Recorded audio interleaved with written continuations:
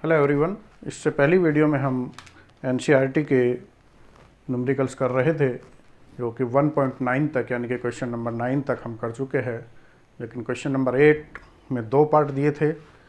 उन्हें question number 8 को देखते हैं। 1.8 में क्वेश्चन नंबर 8 दो बिंदु आवेश क्यू ए, 2 पॉइंट चार्ज, एक पॉइंट ए पर मान लिया, एक बी पर मान लिया। क्यू ए की वैल्यू 3 माइक्रोकुलाम तथा क्यू बी -3 माइक्रोकुलाम। निर्वात में एक दूसरे से 20 सेंटीमीटर की दूरी, ये टोटल डिस्टेंस 20 सेंटीमीटर। इसके ये मिडिल पॉइंट यहाँ पे हम मान ले पॉइंट पी।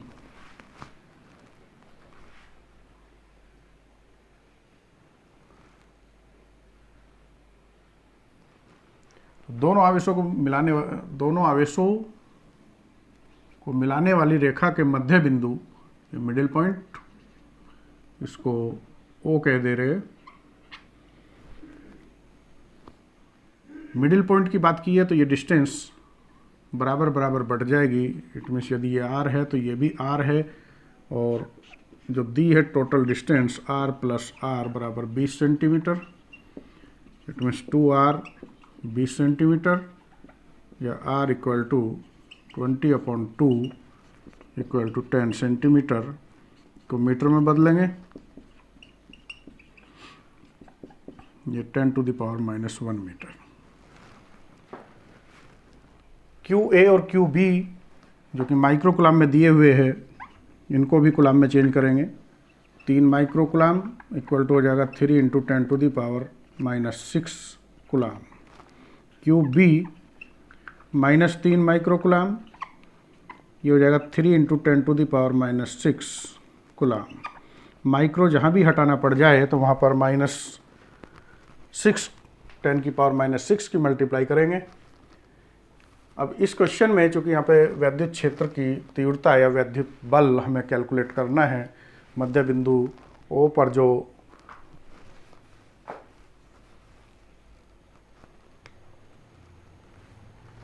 इसका फर्स्ट पार्ट, ए पार्ट में हमें निकालना है मध्य बिंदु ओ पर वैद्युत क्षेत्र की तीव्रता यानी कि ई ओ हमें कैलकुलेट करनी है।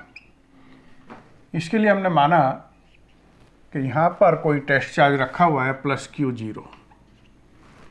अब ये जो पॉजिटिव और नेगेटिव साइन दिए हुए, इन दोनों की हेल्प से हम इस बिंदु O पर वैद्युत क्षेत्र की तीव्रता की दिशा का निर्धारण करेंगे। क्योंकि ये पॉजिटिव और ये भी पॉजिटिव पॉजिटिव में प्रतिकर्षण होगा और इन दोनों आवेशों को मिलाने वाली रेखा के अनुदिश होगा। तो इस तरह ये हो गया हमारा ई ए के कारण उत्पन्न वैद्युत क्षेत्र। इसको E1 कह सकते हैं या EA कह सकते हैं। ठीक इसी तरह बी पर जो आवेश रखा है QB, जो कि ऋणात्मक है और ये धनात्मक है, इनके बीच आकर्षण होगा, मतलब ये अपनी ओर खींचेगा, तो इसके कारण भी दिशा इधर ही होगी और बराबर होगी। अब जो कि यहाँ पर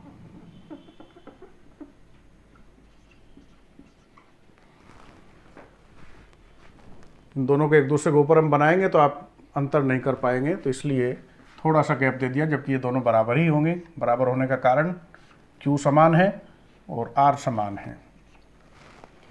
इस तरह बिंदु O पर जो नेट वैद्युत क्षेत्र की तीव्रता आएगी वो A के कारण उत्पन्न वैद्युत क्षेत्र की तीव्रता प्लस B के कारण उत्पन्न वैद्युत क्षेत्र की तीव्रता के सदिश योग के बराबर होगी। अब यहाँ पर हम देख रहे हैं कि इन दोनों EA और EB के बीच में एंगल 0 है, और जो सूत्र होता है E का परिमाण निकालने के लिए √EA² + EB² + 2EA/EB cos theta की हेल्प हम ले तो equal to EA² + EB² + 2EA/EB cos theta की जगह cos 0, क्योंकि यहाँ पर थीटा की वैल्यू 0 डिग्री। इस तरह √EA² plus E B square plus 2 E A E B, क्योंकि cos 0 की वैल्यू 1।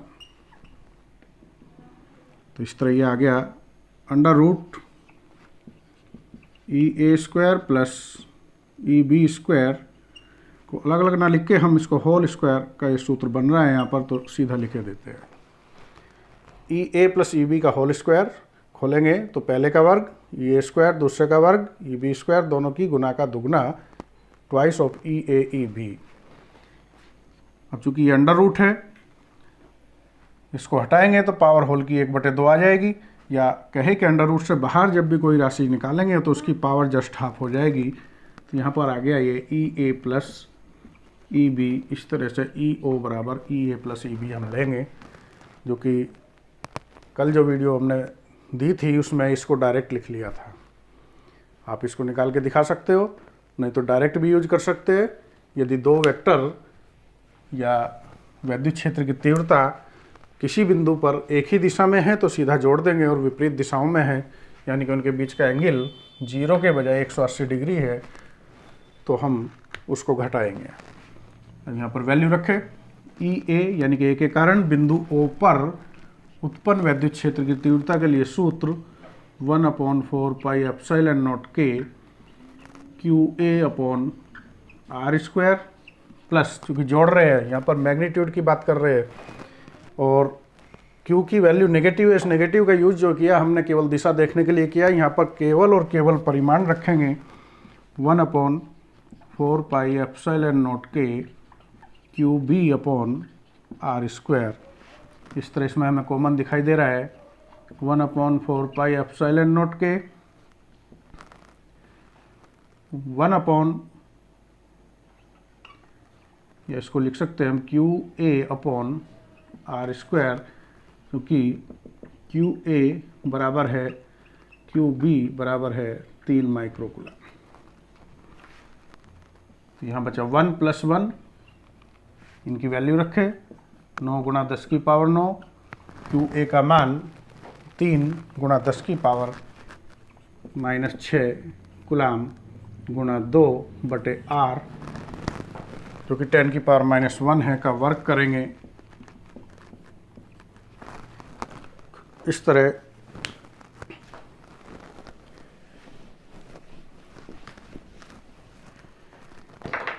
बिंदु O पर वैद्युत क्षेत्र की तीव्रता का परिमाण इनकी मल्टीप्लाई करें, 3 दूनी 6 54, 54 इंटू 10⁻⁹, और ये -6, और ये वर्क करेंगे 10⁻²। तो इस तरह ये आ गया 54 इंटू 10⁻⁴, ऊपर प्लस के 3, ये ऊपर जाएंगे 10⁻+2, यानी कि 5.4 इंटू 10⁻⁶।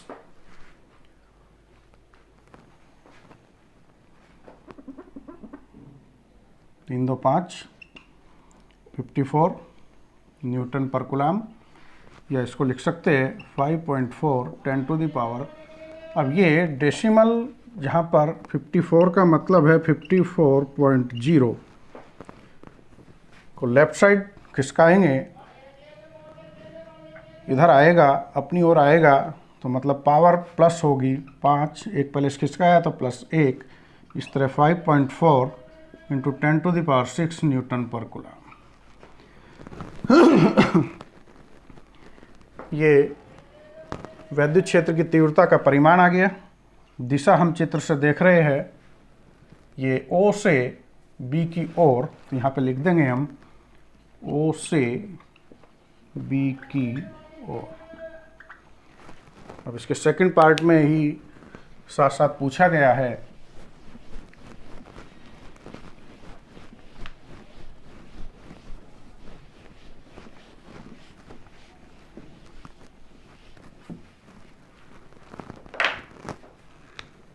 बी पार्ट, यदि 1.5 गुणा 10⁻⁹ कूलाम, यानी कि जिसको हमने Q0 माना था, इस Q0 की वैल्यू Q 1.5 10⁻⁹ कूलाम हो तो ऋणात्मक परीक्षण आवेश रखे, ये नेगेटिव।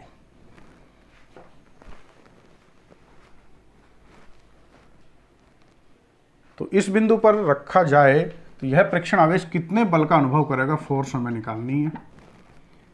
F बराबर होगा E इंटू क्यू। ई की वैल्यू हम निकाल चुके हैं, ये ओ पर वैद्युत क्षेत्र की तीव्रता 5.4 10⁻⁶ और Q की वैल्यू 1.5।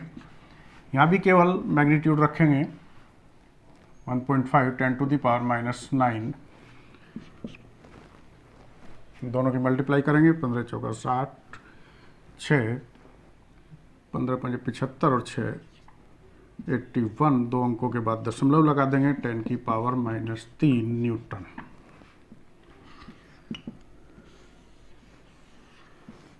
इस तरह ये फोर्स की वैल्यू आ गई 8.1 इंटू 10⁻³ न्यूटन। अब इसकी दिशा देखने के लिए वापस इसी डायग्राम पर आते हैं। यदि यहाँ पर कोई नेगेटिव चार्ज रखा जाए, ये -Q, और यहाँ पर वैद्युत क्षेत्र की दिशा जो है वो E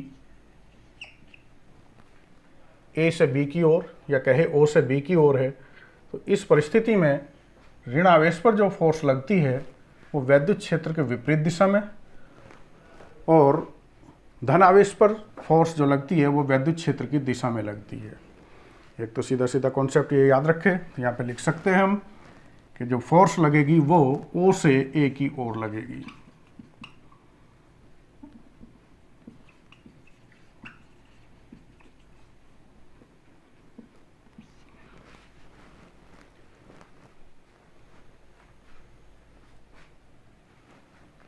क्योंकि वैद्युत क्षेत्र की जो तीव्रता है उसकी दिशा देखने के लिए भी हमने फोर्स को यूज किया था।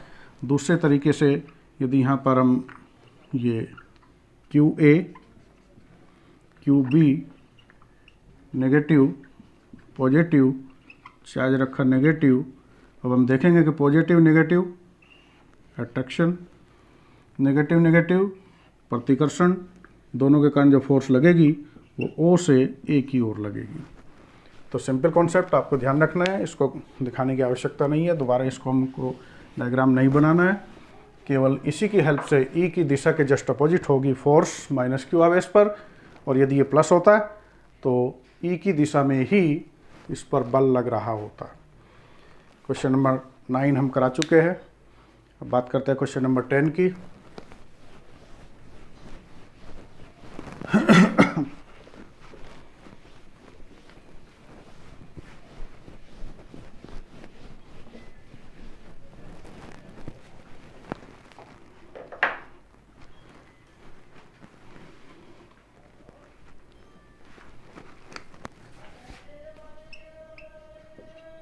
(1.10)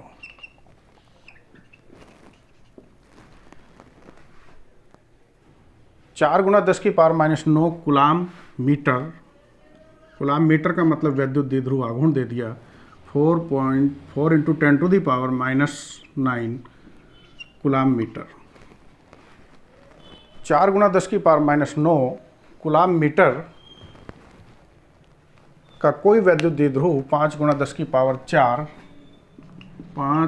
10⁻⁴ न्यूटन पर कूलाम परिमाण के किसी एक समान वैद्युत क्षेत्र दिया है, तो इसको E की दिशा से 30 डिग्री पर संरेखित है। इन दोनों के बीच का जो एंगल है वो 30 डिग्री। द्विध्रुव पर कार्यरत बल आघूर्ण का परिमाण परिकलित कीजिए। टो इक्वल टू, ज्ञात करना है हमें टो, इसके लिए सूत्र पढ़ा है PE sin थीटा। P की वैल्यू 4 गुना 10⁻⁹, E की वैल्यू 5 गुना 10⁴ साइन थीटा की जगह 30। ये 5 4 जा 20, 10⁻⁵ और साइन 30 के लिए 1/2, 2 से ये 10 टाइम्स, इस तरह 10⁻11 ये +1 माने ये 5 माइनस के +1 इक्वल टू 10⁻⁻4।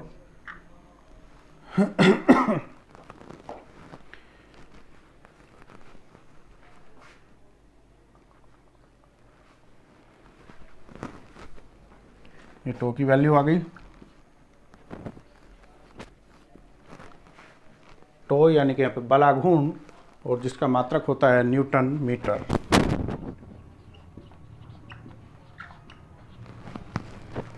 क्वेश्चन 1.10 के बाद 1.11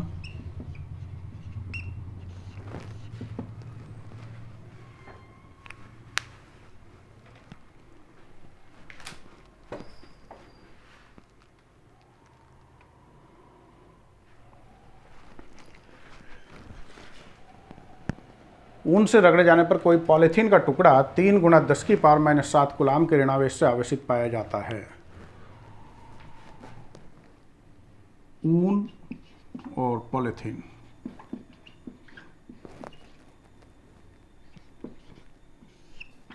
तो आपस में रगड़ा गया। पॉलीथीन का टुकड़ा, ये टुकड़ा, इस पर आवेश आया 3 × 10⁻⁷ कूलाम का ऋण आवेश यानी कि नेगेटिव।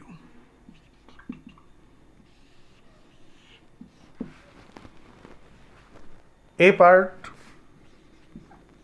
स्थानांतरित इलेक्ट्रॉनों की संख्या आकलित कीजिए। n ज्ञात करना है। किस पदार्थ से किस पदार्थ में, किस पदार्थ से किस पदार्थ में, ये भी हमें बताना है। यानी कि दो बातें बतानी है, कितने इलेक्ट्रॉन स्थानांतरित हुए और किस पदार्थ से किस पदार्थ में हुए। यहाँ पर दो पदार्थ है, ऊन और पॉलीथीन, दोनों को रगड़ा गया, रब किया गया। रब करने के बाद पॉलीथीन पर Q की वैल्यू यानी कि आवेश -3 × 10⁻⁷ कूलाम उत्पन्न हुआ, ट्रांसफ़र हुआ। यहाँ पर ऋणात्मक आवेश का मतलब है इलेक्ट्रॉनों की अधिकता। ये हम थ्योरी में फर्स्ट वीडियो में ही बता चुके हैं। इलेक्ट्रॉनों की अधिकता है तो सीधी सी बात है कि ऊन से पॉलीथीन पर ट्रांसफ़र हुए, यानी कि इलेक्ट्रॉन ऊन से पॉलीथीन पर स्थानांतरित हुए।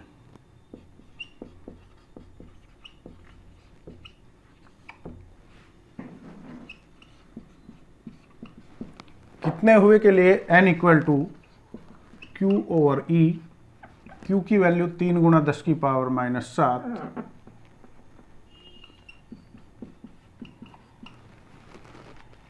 और E की वैल्यू जो कि स्टैंडर्ड वैल्यू होती है 1.6 × 10⁻⁻19, 1.6 × 10⁻⁻19।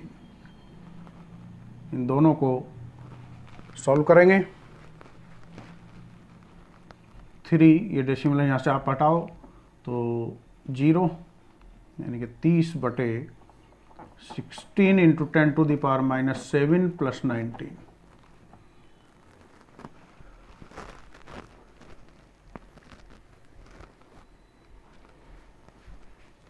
इसको डिवाइड करेंगे, चाहो तो सिंप्लीफाई कर लो। 2 से काट लो 8, 2 से काटा 15 और यहाँ पर ये 15 को डिवाइड कर दो 8 से।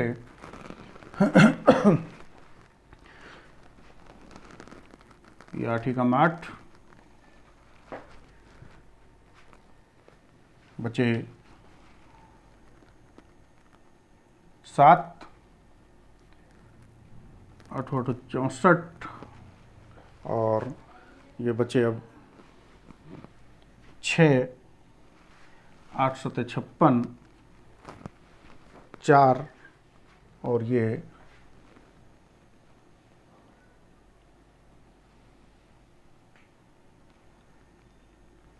10 की पावर, ये 7 घटा देंगे 19 में से तो प्लस के 12 इलेक्ट्रॉन। तो इस तरह इलेक्ट्रॉनों की संख्या जो आई 1.87 इंटू 10⁻+12। अब यहाँ पर जो ध्यान देने योग्य बात है, सिंपली कुछ बुक्स में आंसर यहीं तक दे दिया, कुछ में एक पहले से और तक दे दिया। इसको अप्रोक्सीमेशन हम यदि ले, चूँकि यहाँ पर जो आवेश दिया है उसमें सार्थक अंक केवल और केवल 1 है, तो इसका आंसर भी हम सार्थक अंक 1 में यदि देंगे तो इसको राउंड ऑफ करेंगे, और राउंड ऑफ करेंगे तो 7 को छोड़ेंगे, चूँकि 5 से ज़्यादा है, 8 का 9 हो जाएगा, 9 को छोड़ेंगे, 5 से ज़्यादा है तो इससे पहले वाली डिजिट और 1 बढ़ जाएगी, यानी कि 2 × 10⁻+12 इलेक्ट्रॉन आंसर आपके एनसीईआरटी की बुक में दिया होगा, वो इस तरह से लिया गया है। अदरवाइज आपको यहाँ तक भी छोड़ देंगे तो भी कोई प्रॉब्लम नहीं है, आंसर आपका ठीक होगा। इसके सेकंड पार्ट में, क्या ऊन से पॉलीथीन में संहति का स्थानांतरण भी होता है? तो ये तो बात साफ है कि इलेक्ट्रॉन ट्रांसफर हुए तो इलेक्ट्रॉन का अपना कुछ ना कुछ द्रव्यमान होता है, तो कुछ द्रव्यमान निश्चित रूप से ऊन से पॉलीथीन में गया, लेकिन बहुत कम, नगण्य होगा। कैसे होगा नगण्य? ऊन से पॉलीथीन में संहति का स्थानांतरण m इलेक्ट्रॉनों की संख्या गुणा 1 इलेक्ट्रॉन का द्रव्यमान।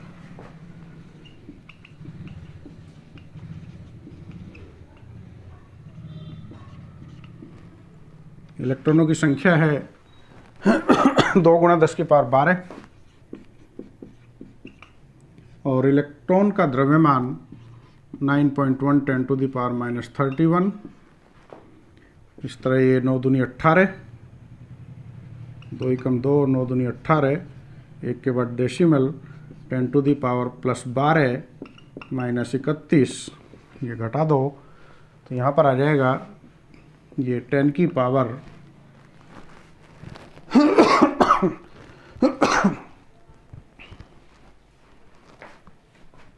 माइनस के बचेंगे 9 और ये 19, -19। इसको स्टैंडर्ड फॉर्म में लिखें 1.82 इंटू 10⁻⁻, इधर आया, अपनी ओर आया तो एक पहले बढ़ेगा, यानी कि -19 + 1 इक्वल टू 1.82 इंटू 10⁻⁻18 किलोग्राम। या इसको उसी तरह अप्रोक्सीमेशन 1.82 को यहाँ भी हम 2 इंटू 10⁻−18 किलोग्राम लिखेंगे। अब हम देख रहे हैं कि इतना द्रव्यमान ट्रांसफ़र हुआ जो कि उस शीट के द्रव्यमान की तुलना में अत्यंत अल्प है, चूँकि 10⁻−18 यानी कि 2 किलोग्राम का 10 के आगे इस तरह से ये 18 जीरो हम लगाए तो वो पार्ट, एक स्लाइटली पार्ट ट्रांसफ़र हुआ है, तो स्थानांतरित तो हुआ है लेकिन नगण्य मात्रा का।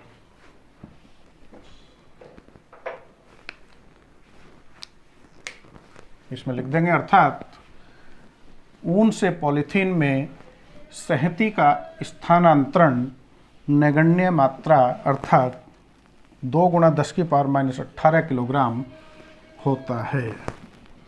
इसके बाद क्वेश्चन नंबर नेक्स्ट 1.12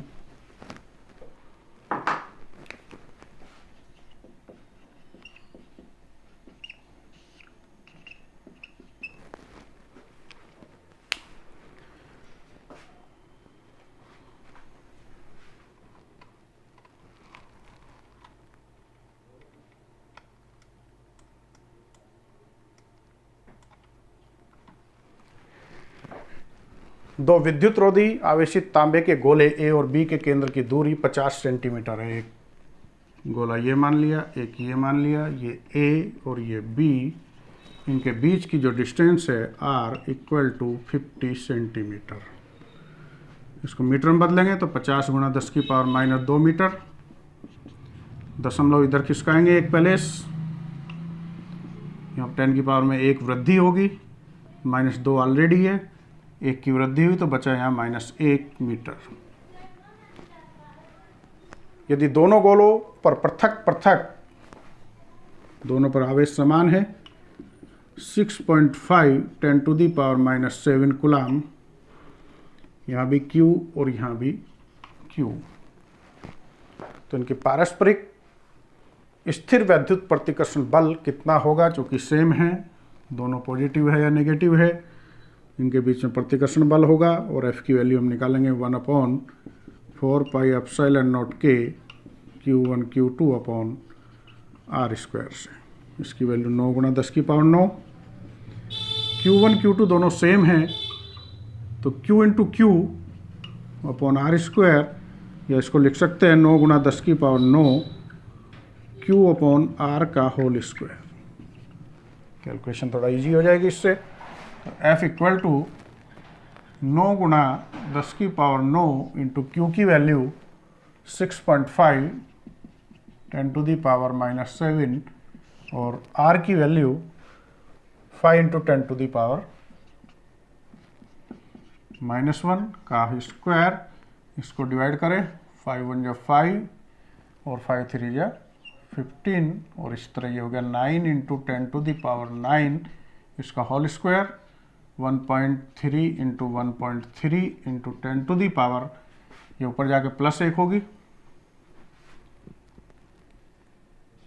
तो 10⁻, क्योंकि इसका हमने स्क्वायर कर लिया, इसको बाहर ले लिया, -7 + 1 का होल स्क्वायर, इस तरह इन दोनों की मल्टीप्लाई करेंगे और ये 10 की पावर आ जाएगी, माइनस के 6 का वर्ग करेंगे, -12 + 9 × 1.3 × 1.3, इनकी मल्टीप्लाई करेंगे और इसको सॉल्व करेंगे, तो इसकी वैल्यू आ जाएगी 1.5 10⁻⁻2 न्यूटन।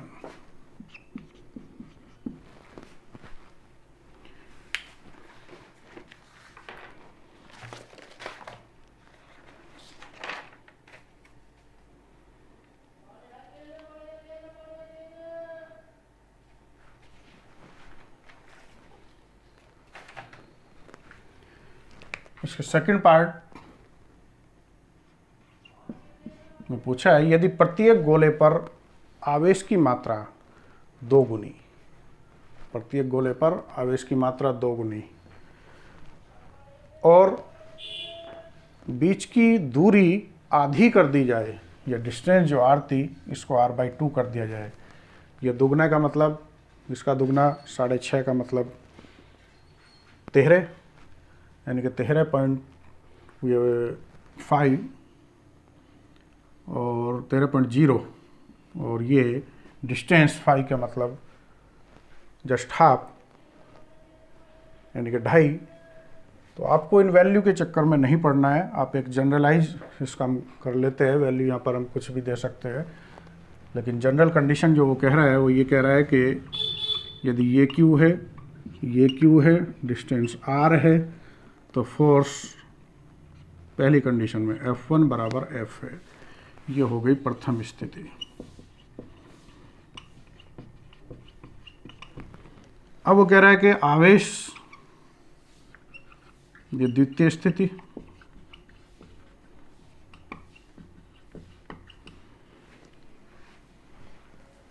आवेश की मात्रा 2 गुनी, ये 2Q, ये 2Q, दूरी आधी r/2।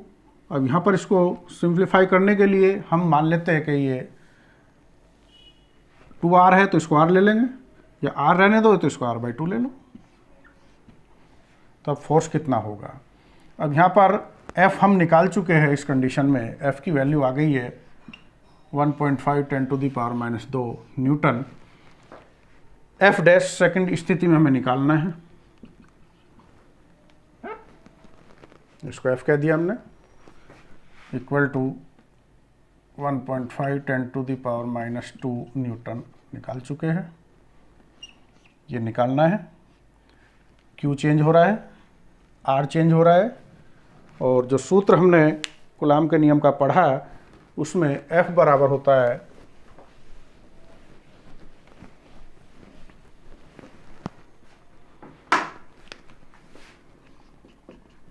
1/4 पाई एप्सिलॉन नॉट के Q1 Q2 अपॉन R²। ये चीज़ वेरिएबल है, वेरी हो रही है, ये फिक्स है दोनों ही केस में।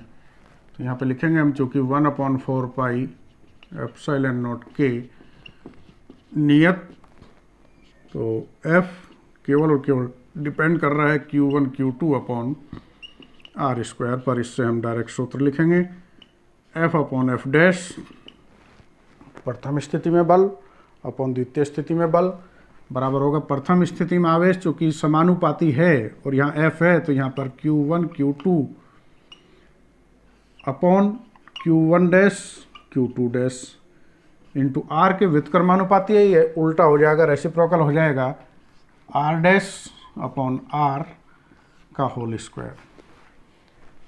इस डिस्टेंस को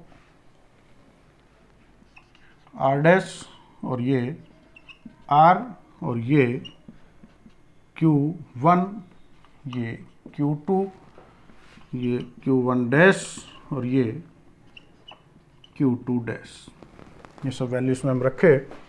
तो F की वैल्यू अभी F ही रहने दो, F डैश निकालना है। Q1 Q2 हमारे पास है Q1 dash Q2 dash 2Q into 2Q, R dash जो कि R/2 के बराबर है, R के बराबर है, ये कैंसिल, Q से ये Q कैंसिल, 1/4 इंटू 1/2 का स्क्वायर, यानी कि ये भी 4। F की वैल्यू 1.5 10⁻⁻², F डैश निकालना है, क्रॉस मल्टीप्लिकेशन करेंगे तो F डैश इक्वल टू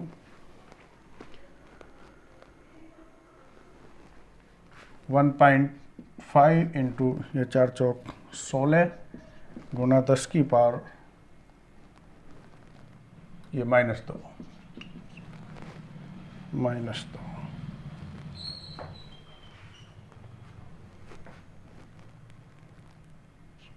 दोनों की मल्टीप्लाई कर दो,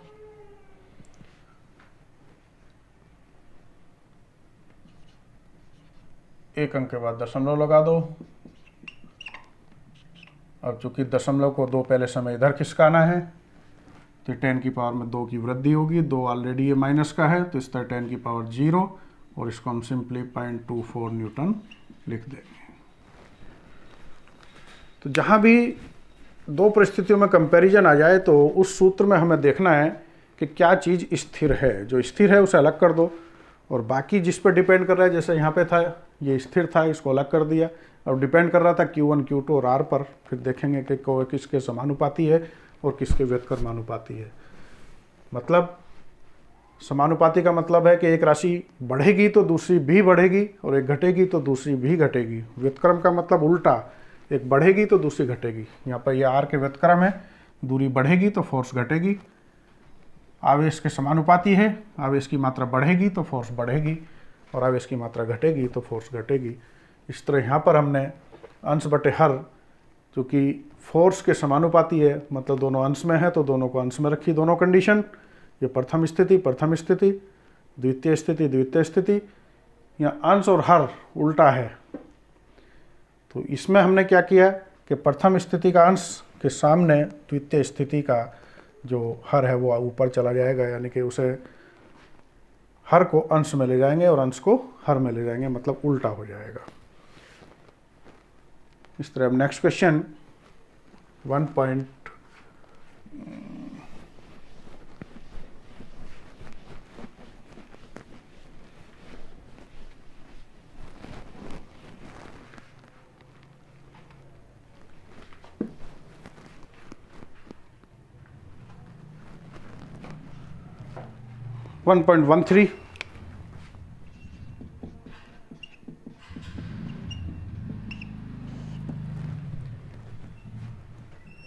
मान लीजिए इस एक्सरसाइज में, इस क्वेश्चन नंबर 1.12 में ए और बी के साइज सर्वसम है, मतलब एक से है।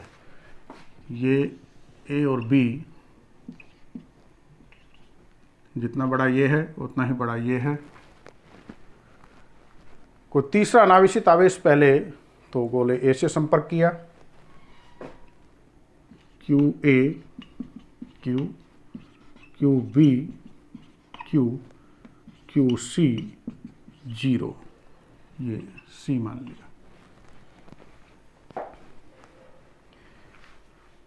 सी रखा हुआ नहीं है तो इसलिए इसको बीच में भी नहीं दिखाइए, छोड़िए, बस इसको अलग करिए। क्वेश्चन में कहा है 1.13 में, यदि एक्सरसाइज यानी कि अभ्यास 1.12 मतलब क्वेश्चन 12 में दोनों गोले ए और बी को सर्वसम मान लिया जाए या सर्वसम है, और इसी साइज का कोई तीसरा अनावेशित गोला पहले गोले ए से संपर्कित कराया, अलग किया, फिर उसको बी से संपर्कित कराया, अंत में दोनों से हटा दिया, तो अब ए बी के बीच कितनी फोर्स होगी। पहली कंडीशन में आवेश Q, Q, डिस्टेंस R, द्वितीय स्थिति में तीसरे अनावेशित गोले को ए से स्पर्श कराने के बाद,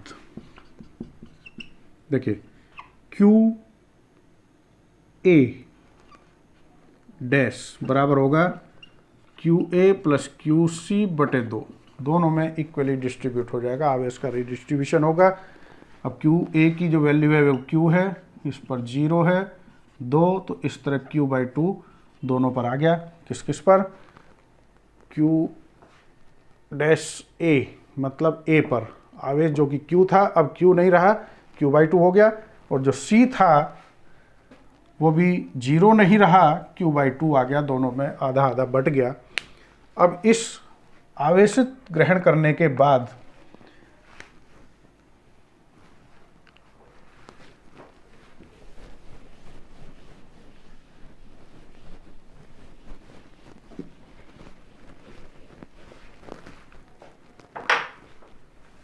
चूंकि QC बराबर Q/2 को अब गोले B से स्पर्श कराते हैं,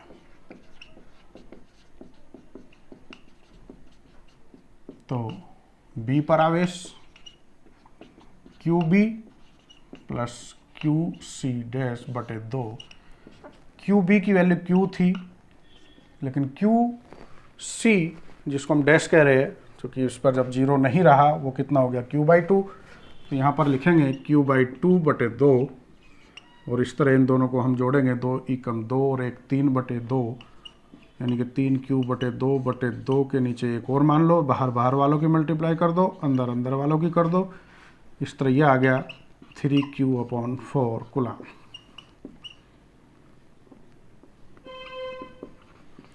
यह आवेश आ गया B पर।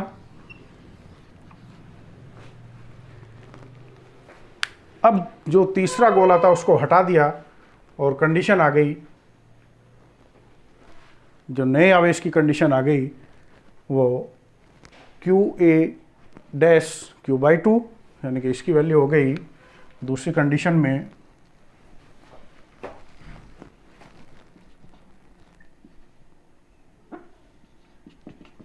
Q/2 और QB डैश बराबर हो गया 3Q/4। डिस्टेंस सेम है। अब यहाँ इसको करने के दो तरीके हैं कि आप क्वेश्चन नंबर 12 से Q की वैल्यू उठाओ, जो कि 6 × 10⁻⁷ कूलम है, इसमें रखिए, इसमें रखिए, R की वैल्यू उठाओ जो कि 50 सेंटीमीटर दी हुई है, और F का डायरेक्ट सूत्र लगाओ 1/4πε0Q Q1 Q2/R², और आपका सॉल्यूशन हो जाएगा। दूसरा तरीका F = 1/4πε0K Q1 Q2/R²। तो हम देख रहे हैं कि अब की बार ये R भी स्थिर हो गया, दो कंडीशन है, पहली स्थिति में आवेश Q1 Q2 थे, यानी कि Q थे, बराबर थे, दूरी r थी। दूसरी स्थिति में आवेश बदल गए, दूरी उतनी ही रही। तो यहाँ पर हम लिखेंगे F समानुपाती Q1 Q2 implies F upon F dash, चूँकि Q के समानुपाती है तो यहाँ पर Q1 Q2 मतलब QA QB upon QA dash into QB dash. इसमें वैल्यू रखें। F की वैल्यू क्वेश्चन नंबर 12 में जो भी डिजिट दी हुई थी वही डिजिट हमें यहाँ लेनी है, और वो हम निकाल चुके हैं, जिसकी आंसर कितना आया था 1.5। F की वैल्यू थी 1.5 10⁻⁻² न्यूटन। F डैश निकालना है। QA QB की वैल्यू वहाँ पर Q इंटू Q थी, Q dash A Q/2 into 3Q/4, और इस तरह से ये Q से Q कैंसिल हो जाएंगे, और ये 4 दूनी 8 ऊपर जाएगा अपॉन 3 1.5 10⁻⁻² अपॉन F डैश, और इस तरह F डैश की वैल्यू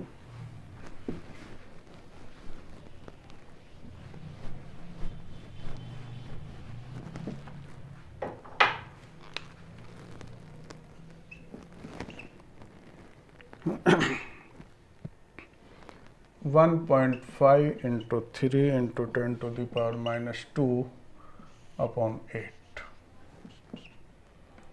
ये 4.5 10⁻⁻² अपॉन 8 न्यूटन।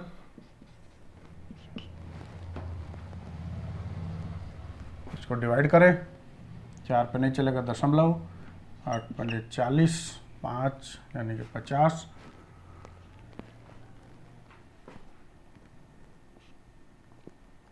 और ये 6 8 6 48 और 2 8 दूनी 16 10⁻⁻²।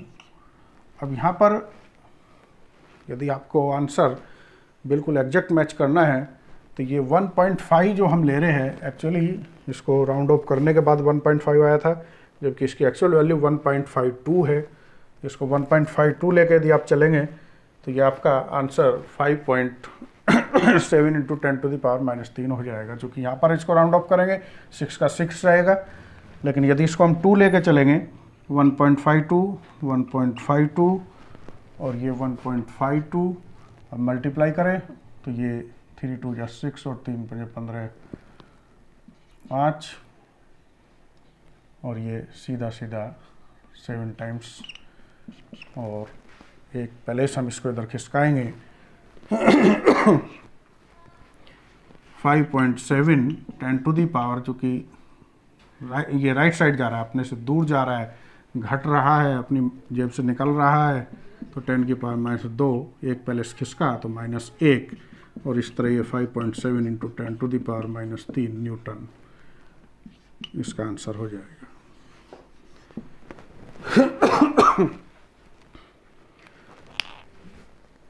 इस तरह के क्वेश्चन, इस तरीक़ों को अपनाने पे एक ड्रॉबैक भी है। ड्रॉबैक ये है कि यदि हमारा पहला आंसर, जो पहला रिजल्ट है हमारा, ये किसी कारणवश गलत हो गया, कैलकुलेशन गलत हो गई, तो निश्चित रूप से, चूँकि ये रिजल्ट हमारा दूसरे वाला, ये वाला, इस पर डिपेंड कर रहा है, तो ये भी निश्चित रूप से गलत हो जाएगा। तो इसलिए हालांकि कोई ज़्यादा अंतर नहीं आता, marking partial step wise marking होती है, और ये मेथड थोड़ा शॉर्ट है, टाइम की बचत को देखते हुए इजीली कर सकते हैं। यदि ऑब्जेक्टिव टाइप कहीं आता है तो वहाँ पे हमें पूरा नहीं करना होता, केवल और केवल क्या करेंगे, हमें आंसर निकालना होगा, हमें विकल्प चुनना होगा कि कौन सा विकल्प सही है और कौन सा नहीं है। इसके बाद आप अपनी NCERT की बुक में जो नेक्स्ट क्वेश्चन है उसको इसी तरह करके देखना, बाकी कल कराते हैं। Okay, thank you.